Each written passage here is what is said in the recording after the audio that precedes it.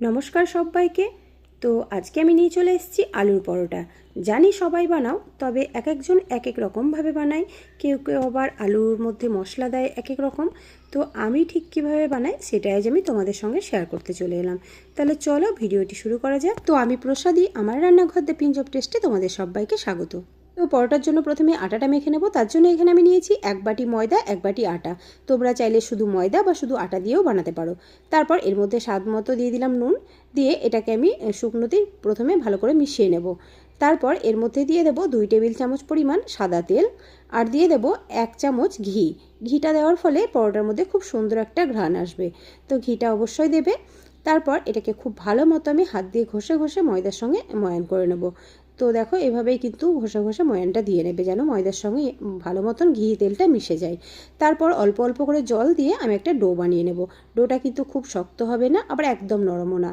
তো তারপর ওপর দিয়ে একটুখানি সাদা তেল আমি মাখিয়ে নিয়ে এটাকে ঢাকা দিয়ে রেখে দেবো রেস্টে 15 মিনিটের জন্য। চলো ততক্ষণে আলুর পুরটা বানিয়ে নিই। তো প্রথমেই দেখো আমি এখানে 4টে মিডিয়াম সাইজের আলু নিয়ে নিয়েছি। আলুটা আমি সেদ্ধ করে নিয়েছি, তবে একেবারে গলা গলা সেদ্ধ করবে না, 90% মতো সেদ্ধ করে নেবে। তারপর একটা গ্রেটার দিয়ে আমি গ্রেট করে নিয়েছি। আলুটা হাতে মাখার থেকে গ্রেট করে নিলে ভালো, কি বলো তো, কোনো রকম কোনো গুটলি বা দানা মতো থাকবে না। তো তারপর এখানে আমি একটা বড় সাইজের পেঁয়াজ কুচি দিয়েছি।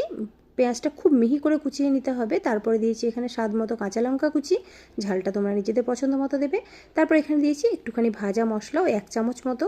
এর মধ্যে আছে জিরে, ধনে আর গোলমরিচ, হালকা শুকনো খোলায় ভেজে নিয়ে তারপরে এটাকে আমি হামানদিস্তায় গুঁড়ো করে দিয়েছি। তারপর এর মধ্যে দিয়ে দিচ্ছি আমি স্বাদ মতো নুন। এবারে এর মধ্যে দিয়ে দেবো 1 মুঠো মতো ধনেপাতা কুচি, আর দিয়ে দেবো 1 চামচ মতো বাটার। বাটারটা দিলে এখানে আলু সেদ্ধর স্বাদটা কিন্তু একেবারে অন্যরকম হয়। অবশ্যই একবার দিয়ে দেখো, খুব ভালো লাগে। তবে কেউ যদি না দিতে চাও তাহলে না দিলেও চলবে। তো তারপর বাটারটা দিয়ে এটাকে আমি হাত দিয়ে খুব ভালো মতো মেখে নেব। এটা হাত দিয়ে মেখে নিতে হবে, তাছাড়া কোনো অপশন নেই।